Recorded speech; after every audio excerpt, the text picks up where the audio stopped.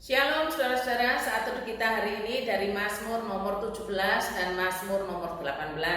Saya mengajak kita untuk mencoba memulai dengan membaca judul yang diberikan oleh LAI ya saudara. Pikiran saya itu kemana-mana ketika membaca judul dari perikop ini. Bagaimana gitu loh rasanya, menurut saya seperti provokatif dengan judul diburu dengan tak bersalah. Nah ini yang maksud saya provokatif. Karena saya berpikir begini, seumpama firman ini langsung kita terapkan. Ya Tuhan, aku tidak salah, tapi aku diburu. Kira-kira begitu ya. Bagaimana cara kita mengklaim bahwa diri kita tidak bersalah? Ini yang menjadi perenungan saya. Mungkin aja di awalnya ya kita tidak memulai dengan kesalahan. Tapi coba kita jujur di langkah-langkah berikutnya, bisa jadi kita justru berbuat kesalahan. Bagaimana kita mengklaim diri benar-benar bersih dari kesalahan, dari kekeliruan. Saya masih ingat sekali kecenderungan manusia itu kan hatinya jahat. Kecenderungannya selalu berbuahkan kejahatan. Itu kan kondisi manusia. Saya jadinya merenung di sini saudara. Tapi paling tidak jangan sampai kita berpikir soal karma ya. Saya tidak mengajarkan demikian. Bukan juga soal pembalasan atau dosa masa lalu. Oh, ini akibat dosa masa lalu nih. Enggak demikian.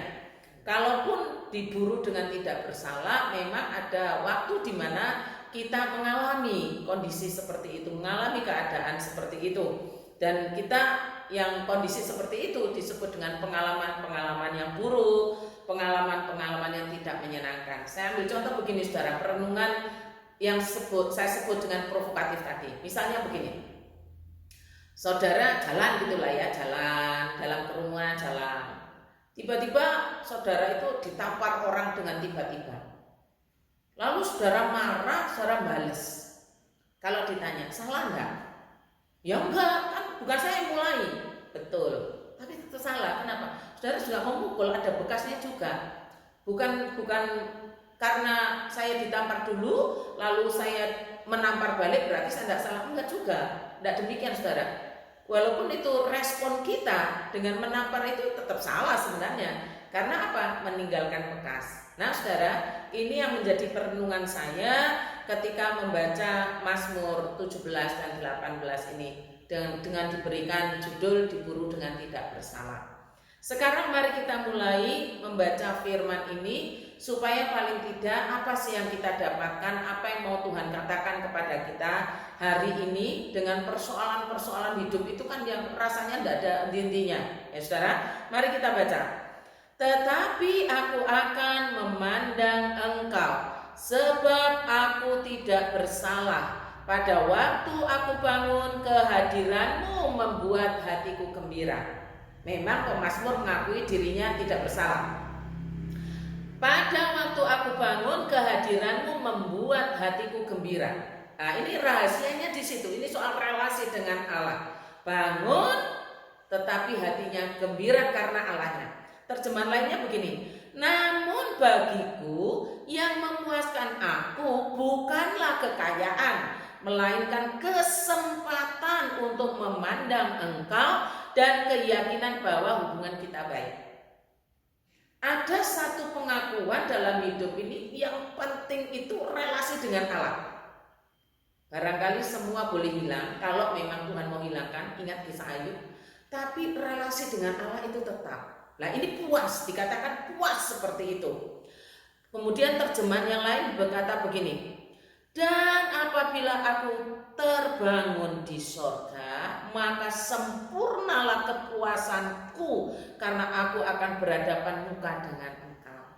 Kalaupun mengalami persoalan yang sulit, pengalaman yang buruk, sampai kematian menjemput kita tetap puas. Karena justru di sorga kita memandang wajah Allah. Terjemahan terakhir begini saudara. Tetapi aku dalam kebenaran dan kupandang wajahmu, dan pada waktu bangun aku menjadi puas dengan rupamu. Bangun di sini dua artinya. Bangun tidur biasa, tapi tetap berelasi, tetap punya kesempatan dekat dengan Allah, atau bangun dari kematian atau sudah mati maksudnya begitu. Artinya dua-duanya tetap boleh puas dengan Allah, puas dengan kehadiran Allah dalam keadaan apapun. Nah, ini dulu yang mau ditaruh dalam hidup kita. Coba sekarang kita taruh keyakinan ini dalam diri kita. Apakah kita yakin benar? Aku puas dengan kehadiran Allah. Aku puas dengan rupamu, ya Allah. Pada waktu aku bangun, kehadiranmu membuat hatiku gembira. Kita taruh dulu, benar enggak ya? Saya puas dengan Allah. Atau ternyata enggak. Kalau semua hilang, hubungannya dengan Allah jadi berubah. Apa demikian? Mari saudara, saya mengajak kita untuk sama-sama. Jika hati kita dipenuhi dengan ajaran bahwa yang membuat kita puas adalah Allah sendiri, dan itu meresap dalam jiwa kita, maka pengalaman seburuk apapun, diburu dengan tak bersalah, atau mungkin ada kesalahan-kesalahan kita lakukan, membuat hidup kita itu gak menyerah, gak gampang motong, gak gampang melakukan hal-hal yang justru merugikan diri kita, merugikan orang lain. Nah demikian, justru kita makin bersemangat. Sebab apa? Kita puas akan memandang wajah Allah. Kalau tidak di dunia ini, ya di dalam kekekalan. Itu doa orang saleh. Itu doa orang yang bergantung kepada Allah. Karena doa ini kan mencerminkan isi hatinya. Hari ini Tuhan mau supaya di dalam hati kita yang paling dalam, paling tidak terbaca oleh siapapun kecuali Allah, kita puas dengan Allah. Semua boleh hilang, tapi dengan Allah tidak akan pernah hilang. Karena itu orang saleh ini berdoa begini saudara. Di dalam keputusan-keputusannya itu kan disampaikan lewat doa.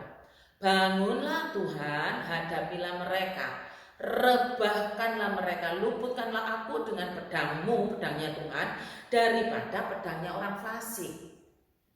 Luputkanlah aku ya Tuhan dengan tanganmu dari orang-orang dunia ini yang bagiannya adalah dalam hidup ini. Bila perut mereka dikenyangkan dengan apa yang Engkau simpan, sehingga anak-anak mereka menjadi puas dan sisanya mereka tinggalkan untuk bayi-bayi mereka.